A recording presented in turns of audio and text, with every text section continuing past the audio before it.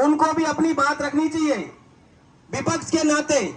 अगर विपक्ष 2 दिन बाद यहाँ भी वोट मांगने आएंगे या कुछ करेंगे, जनता के बीच आएंगे, तो आपको फिर वही बात आएगी सामने। तो कम से कम अपने भाई लोगों के बीच अपने सुख दुख को बांटने के लिए आ जाओ, उनकी लड़ाई लड़ने के लिए तैयार आ जाओ एसी से निकल के मेरे भाई लोगों। आप सब आपने बुलाया, मान रखा, सम्मान रखा। 31 तारीख को चकेरी में महापंचायत है और उस महापंचायत में जैसे आज हम आपके बीच आए, आपको जब भी जरूरत पड़ेगी मैं आपके बीच, आप कभी भी बुलाओगे लाठी खाने के लिए, कुछ भी खाने के लिए, आपके बीच हमेशा आऊंगा आपकी मांग को रखने के लिए। मेरा जीवन का मेरे माँ बाप ने यह सिखाया कि जहां अन्याय हो उस लड़ाई को लास्ट तक लड़ना, चाहे आपके ऊपर इल्जाम लगे, चाहे कुछ भी हो, चाहे अन्याय हो, कुछ भी हो, मुकदमे लगे, कुछ भी लगे, लेकिन आपको हमेशा, मुझे मेरी माँ ने पापा ने यह सिखाया है कि जहां भी अन्याय हो आपको जाना है, मजबूती से लड़ाई लड़ना है। और दूसरी बात, वहां के लोग भी, जैसे आप आज इनसे साथ नहीं जुड़ रहे हो, अगर आप जुड़ जाओगे तो मजबूती होगी। उधर करौली धौलपुर के मैं कुछ देर बाद वहां भी 108 गांव में पैदल यात्रा निकाल रहा हूं 5-6 दिन के लिए। मैं चाहता हूं कि वो लोग भी इस आंदोलन में जुड़े और हमारा बड़ा आंदोलन बढ़े, क्योंकि विस्थापन इस देश का सबसे बड़ा मुद्दा होगा आने वाले समय में मेरे भाई लोगों। इन्हीं बातों को कहकर मैं राम राम, जय हिंद, जय भारत। उन्होंने कहा कितनी संख्या है, मैंने कहा 10,000 है। झूठ बोला मैंने, नहीं यार हमारा आदमी वहां तो ज्ञापन प्रशासन का एसडीएम लेवल का आदमी मुकेश जी उलझा हुआ है, अभी किसी और को भेज दें। मैंने कहा 10,000 वहां आ जाए। कुल मिला के मेरा आपसे गुजारिश है, आप बाजार के लोग हैं, आप सेठ बन रहे हैं, आपको किसानियत रहने का शायद अब थोड़ा कम रह गया, क्योंकि शहर के पास की सारी जमीनें कॉलोनियां बस रही है।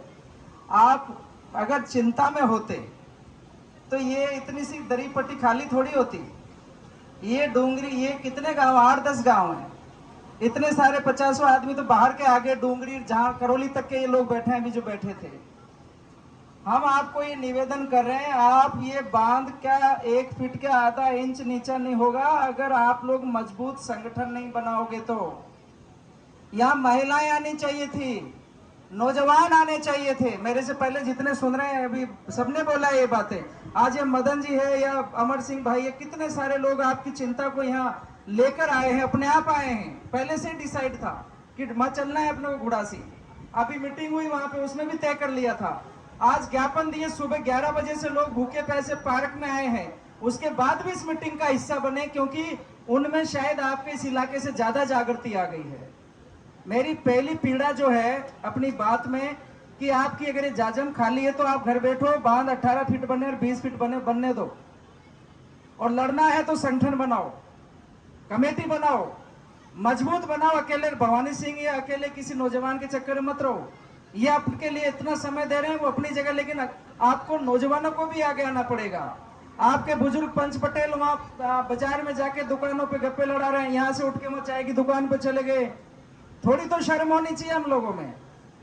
हमारी शर्म इसलिए खत्म हो गई क्योंकि हम लोगों ने अपने आप को किसान मानना या तो बंद कर दिया या परवाह कम कर दी, या हमारे को मतलब नहीं रह गया। इसी तरह की मीटिंगें हरियाणा पंजाब में जब होती है ना, वहां पहले कानून पास होता है सभा का कि आज की सभा के ये नियम और ये रूल है, 5 बजे से पहले कोई उठेगा तो ये कार्रवाई होगी। इतने मजबूत संगठन है, और जितने मोटार जाते हैं उतनी वहां महिलाएं जाती है। आप लोग ऐसे कमजोरियां से लड़ाई नहीं लड़ सकते। जो प्रशासन अब आपके बीच में गिरदावर जी को भेज रहा है, मोजीराम जी आ गए हो तो आप आ जाएं यहाँ। मेरे बाद में डॉक्टर हमारे जो आदरणीय नेताजी वो अपनी बात रखेंगे। मोजीराम जी, गिरदावर साहब आएंगे इधर। अब बताइए, आप गिरदावर जी साहब को यहाँ भेजा है, कष्ट किया है हमने, जो कलेक्टर साहब को भी बोला है, लेकिन हमारी पोल हमको खा रही है और खाएगी। आपका ये जो बांध है, अभी डूंगरी के मसले में भी ये चल रहा है। कल परसों बात आई कि साहब 76 गांव थोड़ी डूब रहे हैं, 10-12 गांव डूबेंगे, हमारा तो नंबर भी नहीं है। अरे भाई, पहले हमारा नंबर भी नहीं था, अब ये 4 फीट ऊंचा बढ़ गया तो नंबर आ गया ना। अब भाई ऐसा है गिरदावर साहब, आप एक बार कहो फोन करके कि साहब पंच पटेल ज्ञापन नहीं दे रहे हैं, और आपको वहीं बुलाने का शौक पड़ रहा है तो गाड़ी घोड़े खड़े हैं, चल जाएंगे वहां पे।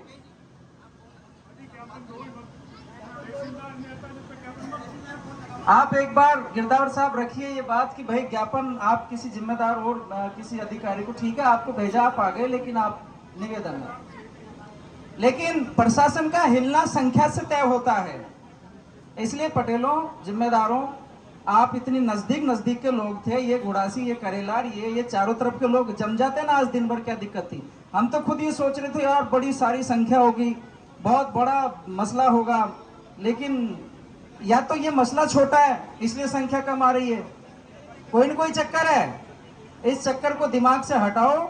रही बात वो कम ज्यादा करने की, आप वो भाई ये कह रहा था नौजवान की, वो चूड़ी का सिस्टम है, वो तो खोलने का, कम ज्यादा तोड़ने की जरूरत भी नहीं है। आप उसको जा करके वो जो खोलने वाले से पूछ लो भाई ये कैसे घूमता है, उसको जो घुमा दो, नहर में पानी छोड़ दो, कम हो जाएगा। उतना दम लेकिन संगठन से आएगा, आपको संगठन बनाना पड़ेगा। 5-5, 8-8 गांव लारे आदमी तय करो, उसकी मीटिंग करो अगली बार जो भी किसी दिन, और कमेटी में कुछ तय करो, उसके बाद आप एक बड़ी सभा ढंग से बुलाओ। ये ऐसी फॉर्मेलिटी करने से कुछ नहीं होगा। इससे अच्छा महापंचायत का नाम क्यों दे रहे हो? ऐसे ही कह देते भाई 8-10 गांवों के पंच पटेलों की बैठक है।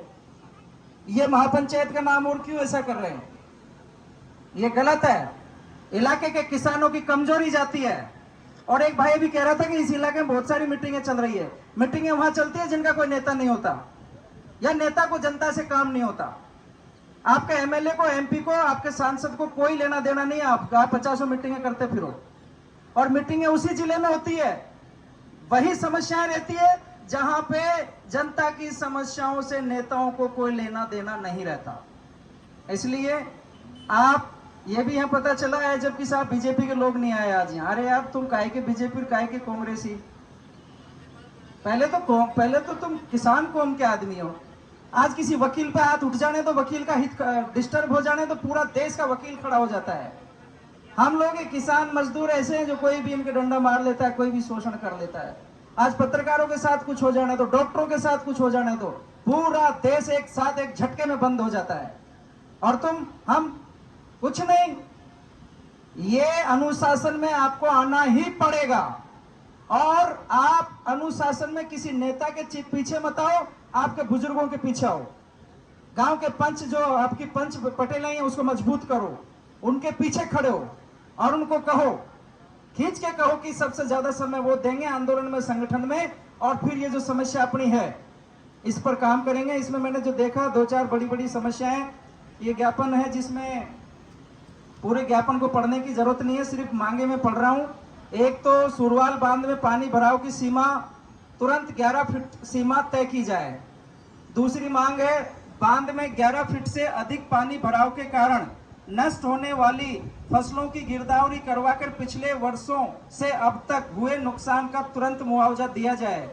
सरकार द्वारा 11 फीट की डूब सीमा का पुनः सीमा ज्ञान करवाया जाकर किसानों को अवगत कराएं।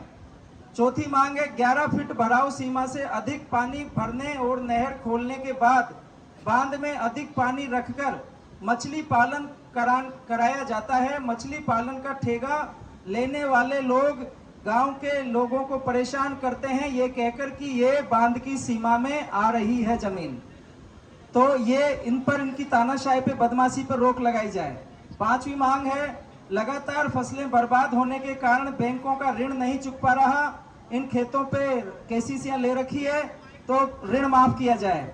छठी मांग है आगे किसी भी प्रकार की संरचनात्मक वृद्धि या तकनीकी बदलाव से पहले जनसुनवाई व सामाजिक प्रभाव आकलन सुनिश्चित किया जाए। सातवीं मांग है बांध के नीचे की तरफ स्थित गांवों की बांध के अधिक भराव से नष्ट होने वाली फसलों का मुआवजा दिया जाए और रिसाव की समस्या को दूर करवाया जाए। नवी मांग है डूंगरी बांध को लेकर संघर्षरत किसानों की बांध रद्द करने की मांग को पूरा किया जाए। नवी मांग है सरकार द्वारा इस प्रकार की अवैधानिक नीति अपनाकर किसानों के शोषण और आजीविका बर्बाद करने का जो प्रयास है उसे तुरंत प्रभाव से रोका जाए। ये आपकी मांगे हैं और बहुत मजबूत मांगे हैं, लेकिन मजबूती से उठाने का आज प्रयास कमजोर है, इस पर हमें पुनर्मंथन करना है। कमेटी की मीटिंग बुलाओ किसी दिन अगले संडे को जब भी, और दोबारा कोई कार्यक्रम आप तय करें। धन्यवाद।